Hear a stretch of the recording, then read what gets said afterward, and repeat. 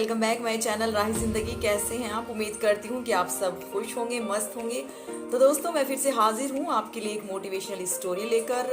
अगर आप नए हैं तो प्लीज़ चैनल को सब्सक्राइब ज़रूर कीजिएगा और लाइक भी कीजिएगा और कमेंट करके बताइएगा कि आपको ये व्लॉग कैसा लगा।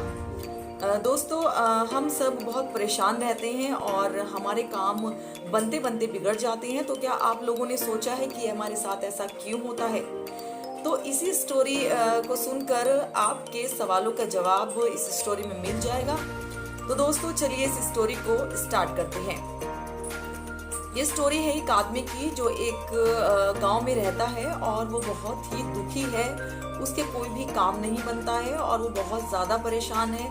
वो जिस काम को करता है उसी में उसको निराशा हाथ लगती है और वो बहुत से गुरु के, बहुत से साधुओं के पास जा चुका है, बहुत से बाबाओं के पास जा चुका है, लेकिन उसकी समस्या का कोई समाधान नहीं हुआ। उसने सब कुछ करके देख लिया लेकिन उसकी परेशानी नहीं हटी। एक बार उसको कुछ लोग बताते हैं कि दूर जंगल में एक गुरुजी हैं, तुम उनके पास जाना और उनसे मिलना, वो शायद तुम्हारे कष्टों का निवारण कर दें। तो ये जानकर वो सीधा वहीं के लिए निकल जाता है और वो वहाँ गुरुजी के पास पहुँचता है और उनसे पूछता है कि मुझे आप मेरे कष्टों का आप निवारण कर दीजिए, क्योंकि मैं बहुत परेशान हूँ। मैं जो भी करना चाहता हूँ मैं वो नहीं कर पाता और मेरे सारे काम बिगड़ जाते हैं। तो गुरुजी कहते हैं कि तुम्हारे कष्टों का निवारण हो सकता है, लेकिन उसके लिए तुम्हें एक मंत्र का जाप करना पड़ेगा। तो वो कहता है कि मैं कुछ भी करने को तैयार हूँ। और कैसा मंत्र है? मैं तो पूजा पाठ करने के लिए तैयार हूँ या दरगाह जाने के लिए तैयार हूँ, नमाज पढ़ने आप में ये सब करने के लिए तैयार हूँ। आप मुझे बताएं मैं क्या करूं? तो गुरुजी कहते हैं कि ये तो बहुत मामूली से काम है, इनसे भी बढ़कर तुम्हें कुछ करना पड़ेगा। तो बहुत हैरान हो जाता है, पूछता है कि क्या मुझे अंगारों पर चलना पड़ेगा?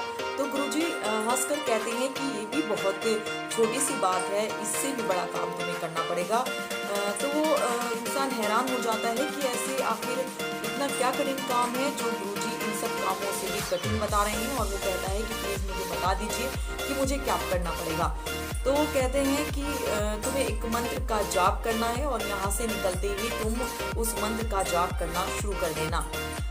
तो व्यक्ति को बता देते हैं कि तुम्हें एक अल्फाज कहना है कि मैं बहुत सुखी आदमी हूँ, लेकिन तुम्हें बंदर का ध्यान अपने दिमाग में नहीं लाना है। तो व्यक्ति उस जगह से निकल जाता है और वहाँ से कहते कहते हुए जाता है कि मन में अपने कहता है कि मैं बहुत सुखी आदमी हूँ, लेकिन फिर वो सोचता है कि बंदर का मेरे जहन में ध्यान नहीं आ रहा है, लेकिन वो बंदर के ही बारे में सोच रहा होता है।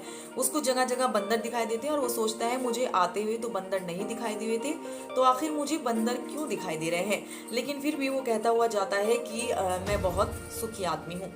वो जब अपने घर पहुंचता है तो वो अचानक से अपनी बीवी को कहता है कि मुझे बहुत भूख लगी है और मुझे बंदर परोस दो।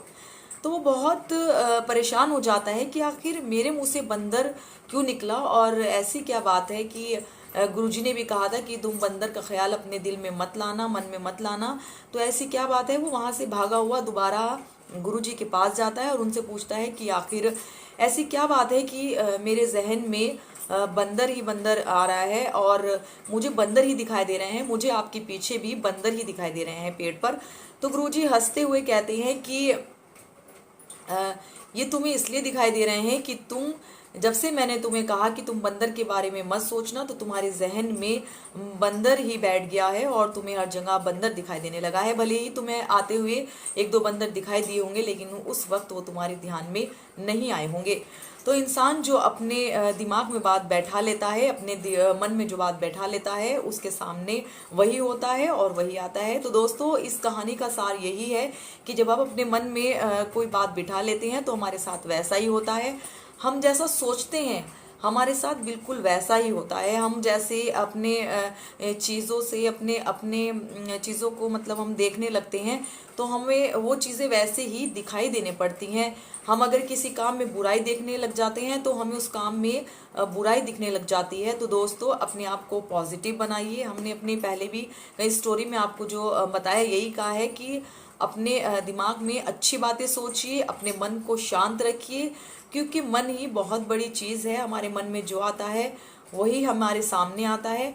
तो दोस्तों अगर आपको ये स्टोरी अच्छी लगी हो तो प्लीज़ कमेंट करके ज़रूर बताइएगा, और अगर आप नए हैं तो सब्सक्राइब ज़रूर कीजिएगा। और मैं लास्ट में बात कहना चाहती हूँ कि अगर हमारे साथ कुछ ही लोग जुड़े हैं लेकिन वो अच्छे हैं तो मैं हमेशा उनके लिए स्टोरी बनाती रहूँगी, क्योंकि वो कुछ लोग ऐसे होते हैं जो चैनल पे आते हैं लेकिन वो फिर चैनल से हट जाते हैं, तो हमें उस चीज़ से भी फ़र्क नहीं पड़ता है।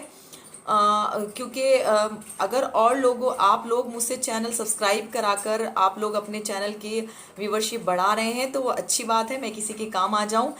लेकिन मैं फिर कहना चाहूँगी कि हमारे ब्लॉग जो देख रहे हैं कुछ ही ऐसे लोग हैं जो बहुत दिल से देख रहे हैं, मैं उन्हीं के लिए ब्लॉग बना रही हूँ। और मुझे खुशी है कि 2 लोग भी मेरा अगर ब्लॉग खुशी से देख रहे हैं तो मैं उनके लिए काम करूँगी। तो दोस्तों मुस्कुराते रहिए, खुश रहिए, मिलते हैं नेक्स्ट व्लॉग में, तब तक के लिए बाय बाय दोस्तों।